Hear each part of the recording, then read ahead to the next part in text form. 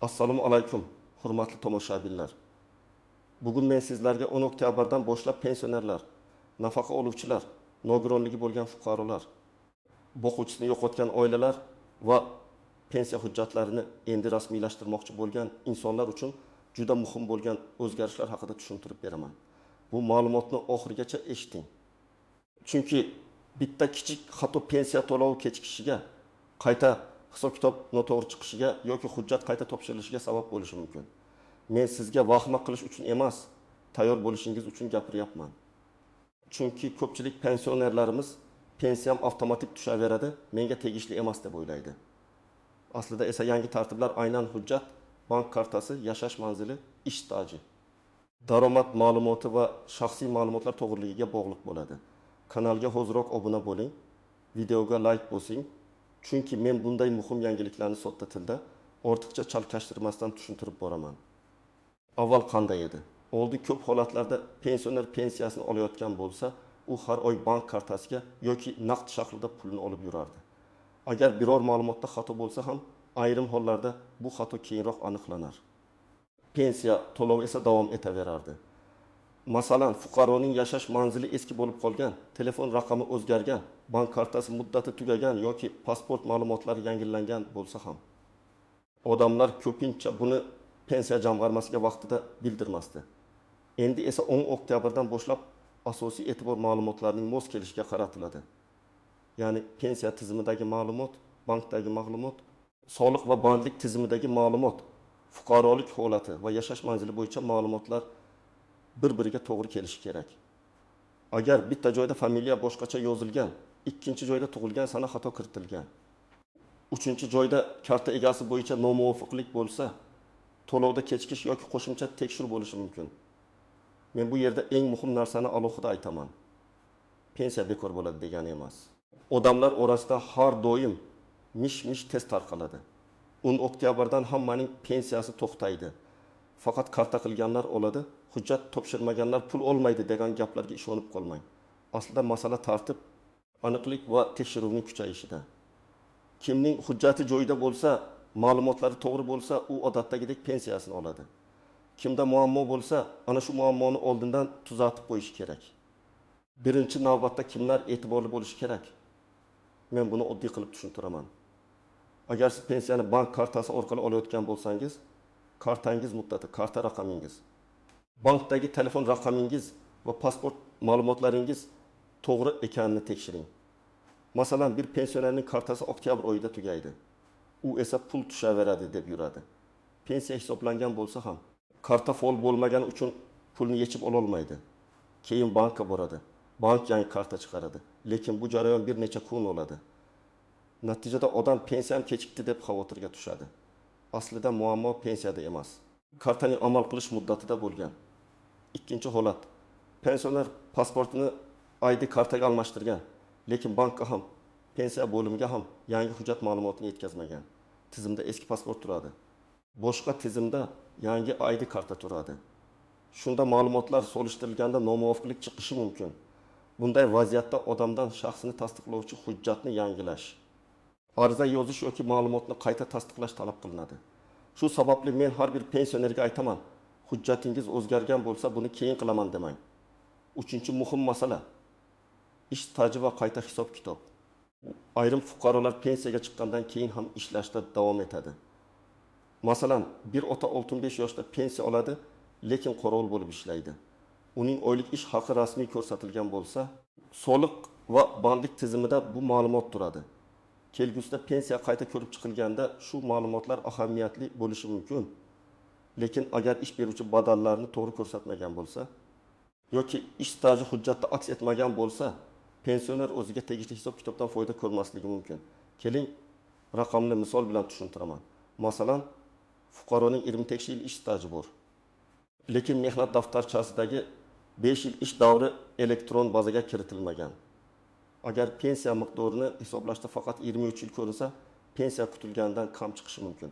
Fuqaro men 28 yil ishlaganman deydi. Tizim esa menda 23 yil bor deydi. Mana shu yerda hujjat hal qiluvchi rol o'ynaydi.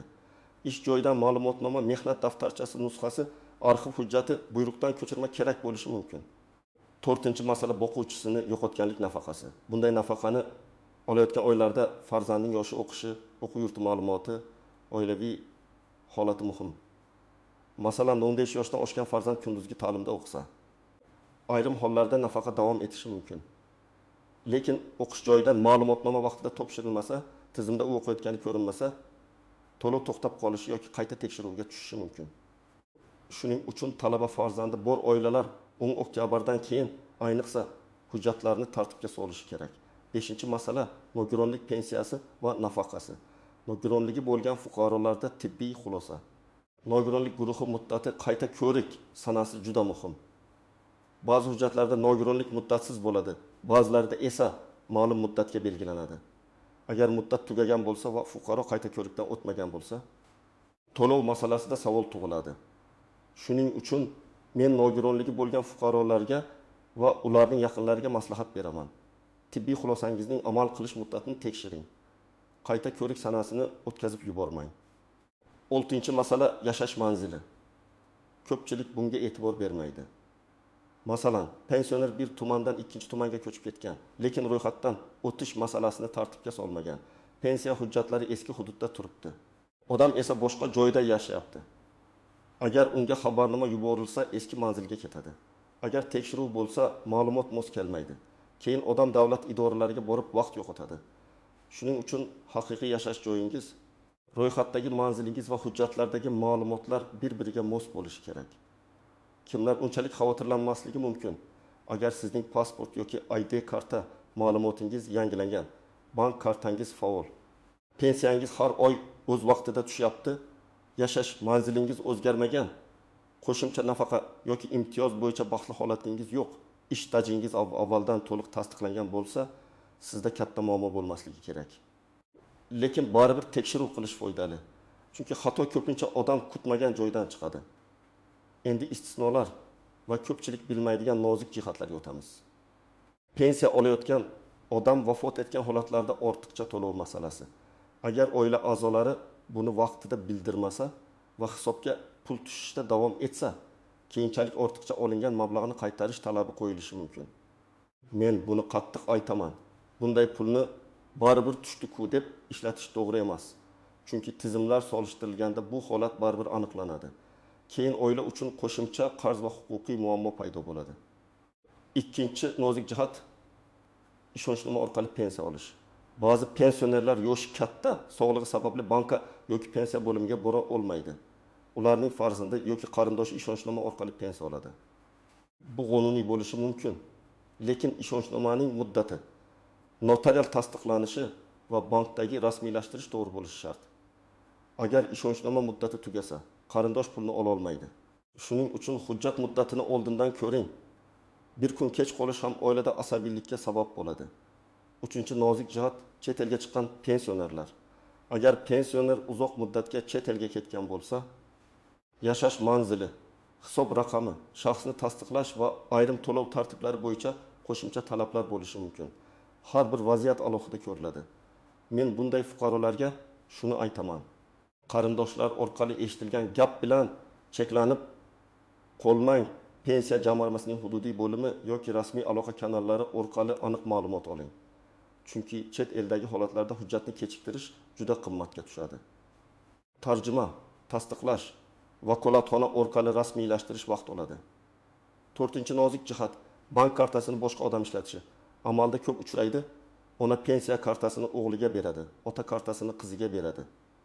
Bozor qilib keladi deydi. Oila ichida ishonch bo'lishi mumkin, lekin huquqiy tomondan karta egasi va pul oluvchi masalasida ehtiyot bo'lish kerak. Agar karta yo'qolsa, pul yechib olinsa, SMS boshqa telefonga ketsa, keyin isbotlash qiyin bo'ladi. Shuning uchun pensionerning kartasi pensionerning nazoratida bo'lgani ma'qul. Agar yordam kerak bo'lsa, qonuniy ishonchnoma yoki bankning rasmiy tartibi orqali qiling. 5-nozik jihat. Qo'shimcha imtiyoz va kompensatsiyalar. Ba'zi pensionerlar faqat pensiya emas, kommunal to'lovlar, dori-darmon, parvarish, nogironlik, yolg'izlik yoki boshqa asoslar bo'yicha qo'shimcha yordam olishlari mumkin. Lekin bu yordamlar uchun alohida hujjat, alohida ariza yoki alohida tasdiq talab qilinishi mumkin. Masalan, yolg'iz yashovchi pensioner aslida yordam olishga haqli. Lekin mahalla yoki tegishli idoraga murojaat qilmagani uchun undan foydalanmaydi. Boshqa bir pensioner esa yordam oladi, lekin oilaviy holati o'zgarganini bildirmaydi. Keyin tekshiruvda nomuvofiqlik chiqadi. 6-nozik jihat. Telefon raqami. Bugun juda ko'p xizmatlar SMS, tasdiqlash kodi, xabarnoma orqali ishlaydi. Agar pensionerning telefon raqami o'g'lining nomida bo'lsa, bankdagi raqam boshqa bo'lsa, davlat xizmatlaridagi raqam 3-chi bo'lsa, xabarlar yetib bormasligi mumkin.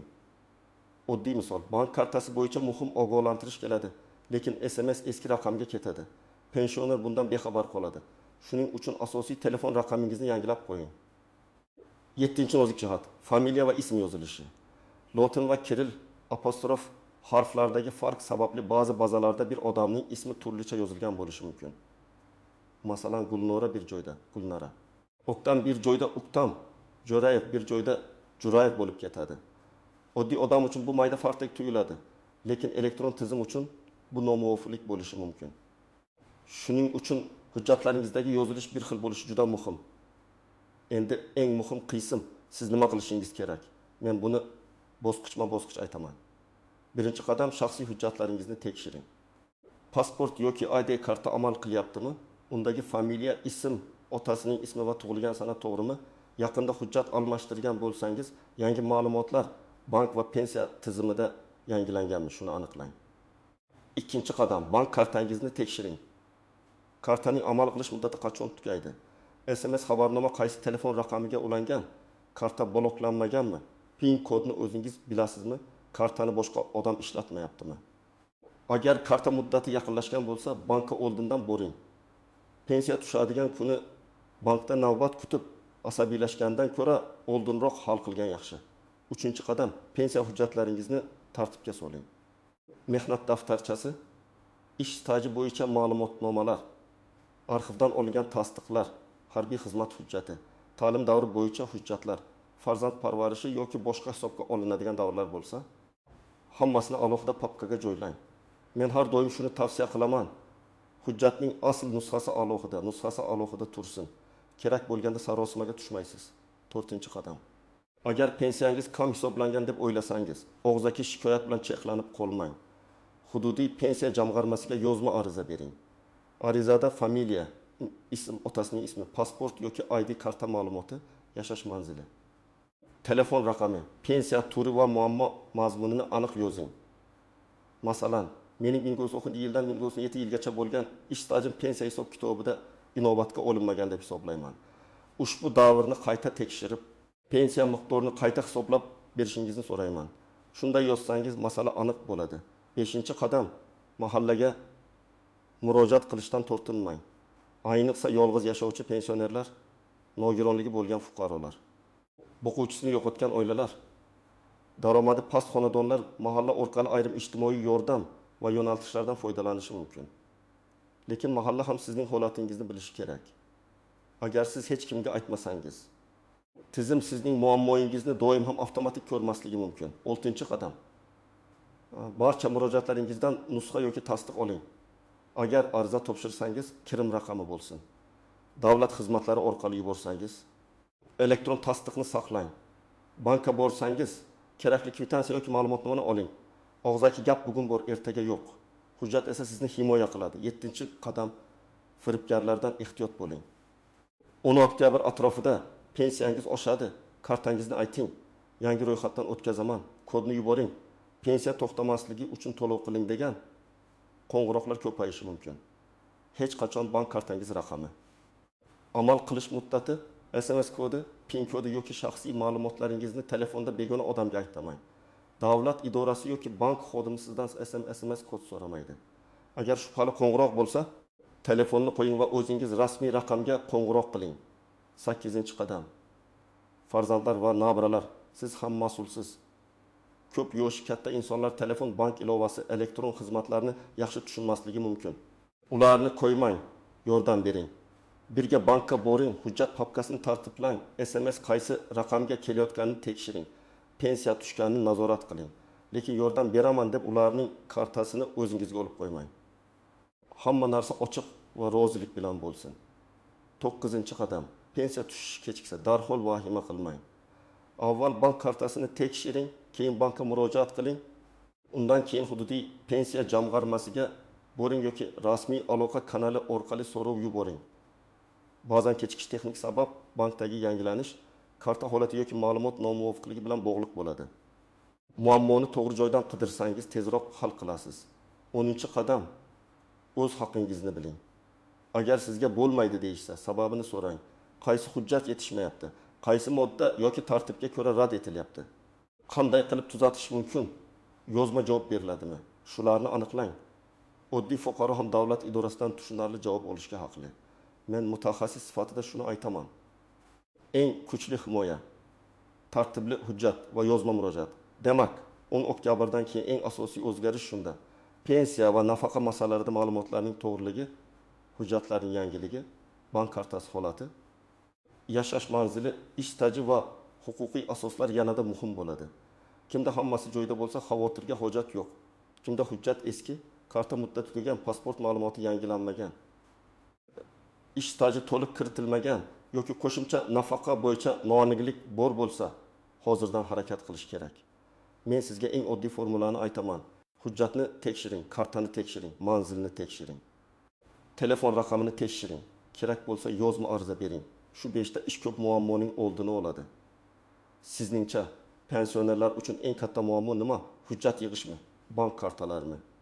Pensiya miqdorimi yoki idoralarda navbat kutishmi? Fikringizni izohlarda yozib qoldiring. Videoga like bosing, kanalga obuna bo'ling va bu ma'lumotni ota-onangiz, buvinggiz, bobongiz yoki pensiya oladigan tanishlaringizga albatta yuboring. Chunki bugun bilib qo'yilgan bitta ma'lumot ertaga katta muammoning oldini olishi mumkin.